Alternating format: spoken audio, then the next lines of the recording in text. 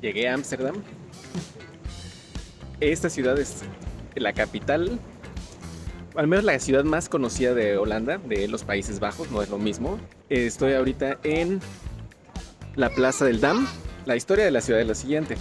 Resulta que hicieron una presa, un dam, en el río Amstel. Entonces juntaron esas palabras, Amstel, Dam, y por eso se llama la ciudad Ámsterdam.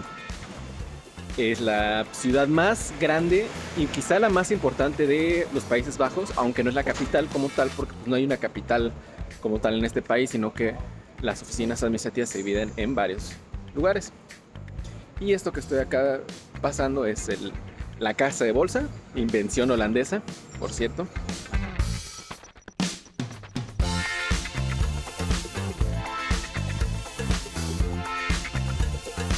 El Palacio Real de Ámsterdam, que no se ocupa por los reyes, pero es el Palacio Real.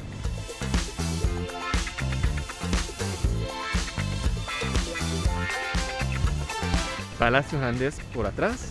Como es el centro, pues aquí se aprecia mejor la arquitectura típica de los edificios públicos en Países Bajos, en Ámsterdam en específico.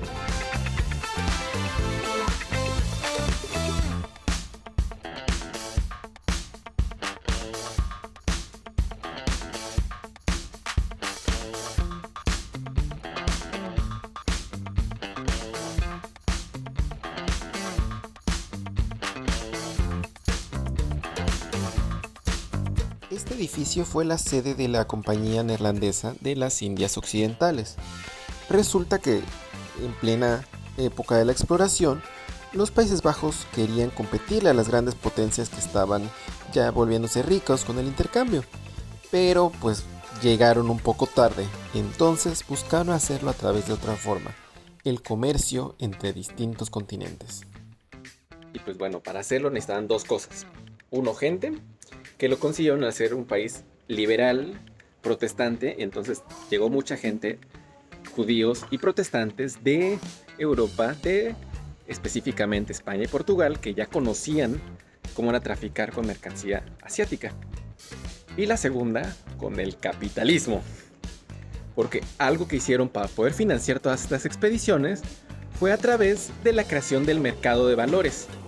Entonces, compañías como esa se financiaban a través de acciones.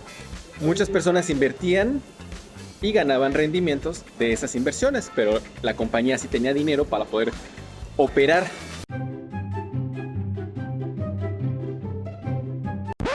Entonces Holanda, durante el Renacimiento, durante la época colonial en América, se convierte, no tenía tantas colonias en América, pero sí se convierte en un importante sitio, en un importante país que intercambia mercancía. De hecho, fue quien estableció buena parte de las rutas de esclavos. Entonces venían de Ámsterdam a África y de ahí traficaban esclavos a América, principalmente lo que era Portugal, es decir, Brasil, y al norte de América para los ingleses y para los franceses. Y todo eso se acabó hasta que los ingleses llegaron y tomaron ellos el negocio. Entonces sí fue una época un poco oscura, pero pues bueno, fue lo que le dio también buena parte del dinero a Holanda. Y de hecho, pues algunas ciudades, o sea, llegaron a ser tan poderosos que controlaban varias ciudades en todo el mundo. Tuvieron posesiones en Sri Lanka, en la India, en América, que hasta la fecha hay varias que son posesión holandesa. Y hubo cierta ciudad de Norteamérica que pues se llamaba Nueva Ámsterdam, que hoy en día es Nueva York.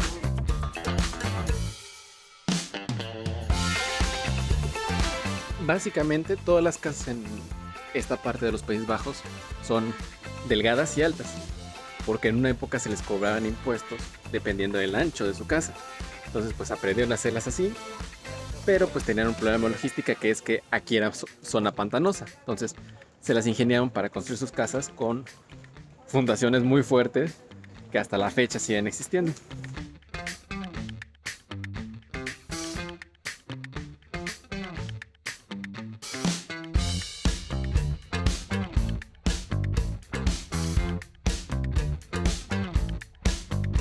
Otra parte interesante es que, como en muchas partes del mundo, es ilegal orinar en vía pública. Solo que acá sí te lo marcan tal cual y te dicen que te pueden cobrar hasta 90 euros el día de hoy, 2020, si te cachan. Pero en la ciudad hay repartidos varios de estos espacios que pues literal son una cabinita que te esconde solo en la parte de arriba y ni siquiera te esconde bien. Pero ya con eso ya no es orinar en vía pública.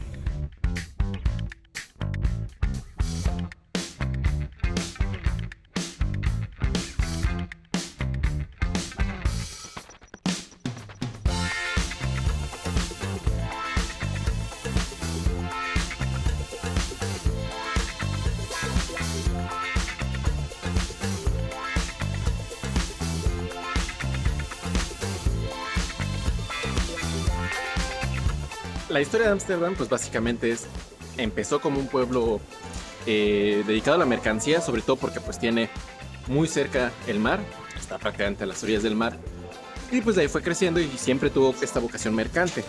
De hecho, buena parte de los bancos y lo que hacen los bancos se los debemos a ellos. Entonces, como buena ciudad mercante, se llenaba de marineros. ¿Y qué pasa cuando una ciudad que se llena de marineros? Pues empieza a explotar algunas actividades ilegales como la prostitución. Entonces desde ese entonces ya Ámsterdam tenía cierta vocación hacia ciertas cosas ilegales, pero que como a la ciudad al final de cuentas le convenía, se hacía de la vista gorda. Sobre todo a quien más le convenía a la Iglesia Católica, que aprovechándose pues para perdonar estos pecados, buscaba formas de sacarle dinero a la gente, incluidas las famosas indulgencias, incluso las indulgencias por adelantado, que era básicamente un pagaré para después poder cometer un crimen o un pecado. Entonces, pues todo esto fue generando descontento en la población y por eso es que cuando estalló el protestantismo en Europa, pues Países Bajos fue de los primeros países en adoptar el protestantismo y hasta la fecha tiene más protestantes que católicos.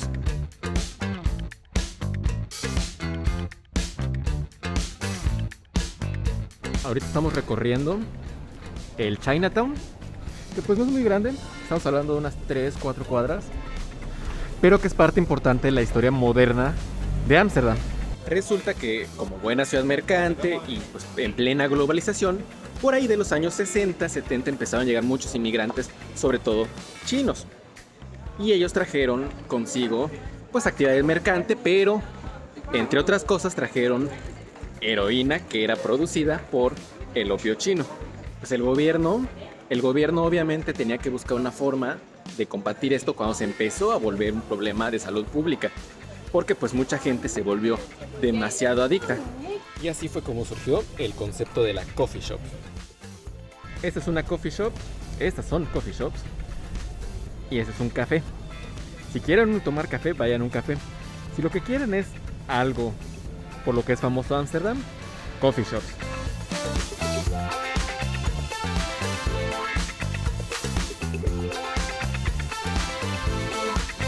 Entonces, ¿cómo decidieron combatir el problema de la heroína? Fomentando el consumo de marihuana.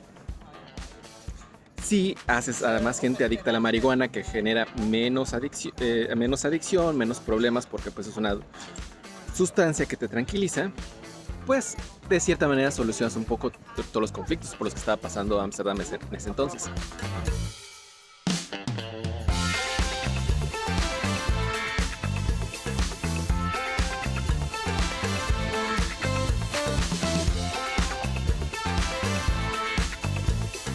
Estas casas de aquí se llaman las casas borrachas, the drunk houses, y se llaman así porque pues están inclinadas.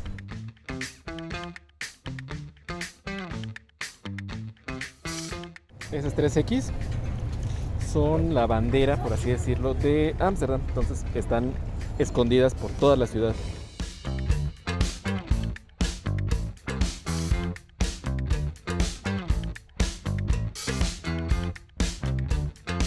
Es curioso porque estamos en una parte muy céntrica de Ámsterdam y están los edificios antiguos y de repente nos topamos con una parte muy moderna. Resulta que estos edificios era donde antes se localizaba el barrio judío. Pues recibió tantos judíos Holanda en cierto momento que hasta el 10% de la población de Ámsterdam eran judíos. Pero esta parte era su centro, que fue destruido. Y sí, fue destruido durante la Segunda Guerra Mundial, pero no por los nazis, sino que hubo un invierno demasiado frío en 1945 y pues la gente estaba desesperada. Y entonces, como los judíos ya habían abandonado su barrio porque estaban escondidos, recordarán Ana Frank, por ejemplo, pues todas estas casas estaban abandonadas y pues fueron destruidas por la misma población por su misma necesidad de mantenerse en calor.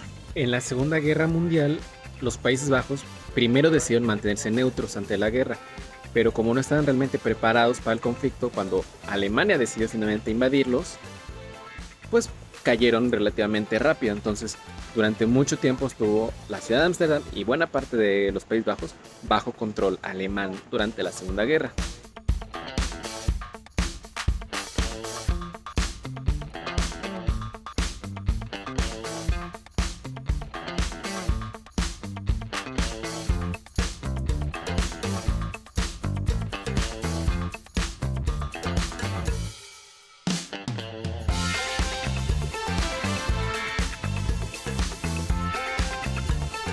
Todas las casas tienen estos ganchos que son para que puedan subir las cosas a los pisos superiores. Estacionamiento subterráneo de bicicletas. Me saca de onda que las ciclovías están marcadas, claro, se nota cuáles son las ciclovías porque están marcadas con, aunque sea parte de la banqueta, pues están marcadas de rojo. Pero las ciclovías también las ocupan las motocicletas. Comparten motocicletas y bicicletas. Pues se vino la lluvia, pero quería enseñarles, ese es el Rijksmuseum, que es posiblemente el museo más importante de Países Bajos. Es un museo que dicen que vale muchísimo la pena, que es de los más importantes de Europa, pero yo por tiempo no voy a poder venir, porque recomiendan por lo menos un día para dedicarle completamente al museo. Ahorita está cayendo la lluvia fuerte y yo vengo en bicicleta, ¿cómo no? Bienvenidos al Foodhallen. Aquí vamos a comer. Este es un Bitterballen. Este sí es de Países Bajos, originario. Que son bolitas, que son más un snack que viene con su salsita. Y un hot dog. Solo que este viene con la diferencia del pan, que es un pan parecido al pretzel alemán. Básicamente es como carne empanizada. Tiene carne, no se ve, pero es más como botana con el dip. Otra comida de la cual se pueden encontrar varios lugares en Ámsterdam es la comida de Surinam. Este pequeño país sudamericano fue posesión neerlandesa durante mucho tiempo, al igual que Indonesia y Sri Lanka en el continente asiático. Y menciono estos dos países porque pues justamente con ellos hubo bastante intercambio cultural, y es por eso que hasta la fecha la comida de Surinam, al menos la versión rápida que estoy comiendo, pues se parece mucho a los platillos de comida rápida asiática. Lo venden en una caja, tiene una base de arroz y sobre ella pues un platillo. Como les decía, Países Bajos no es famoso por su comida. Realmente sus comidas típicas pues son otros platillos perfeccionados según ellos. Este, por ejemplo, es muy típico.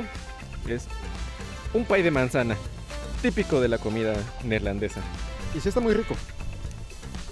O sea, no es la gran cosa, no es algo completamente único o que no lo podamos encontrar en otro lado, pero sí está rico.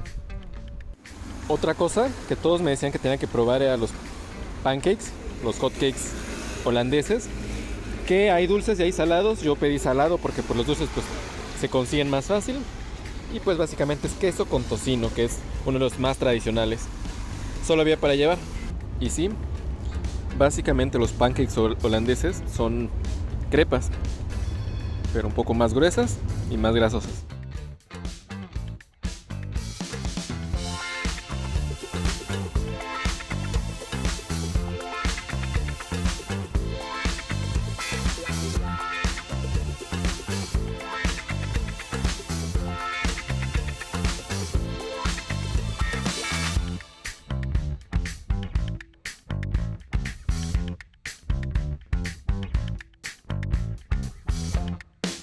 Buenos días, Ámsterdam.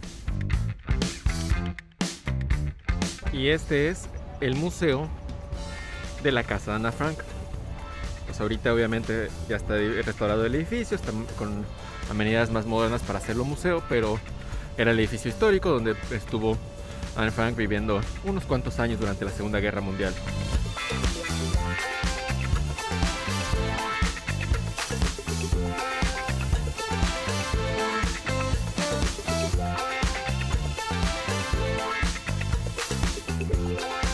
Quienes leyeron el libro de El diario de Ana Frank recordarán que ella hacía referencia a que estaban cerca de una iglesia y que escuchaban las campanadas. Pues señores y señores, esto es la Iglesia del Oeste.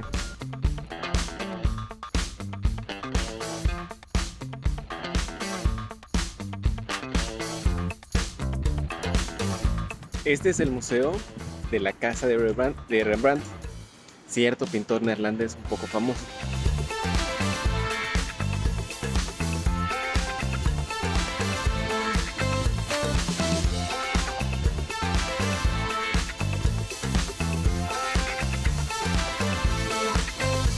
Y colorín colorado, esta aventura ha terminado.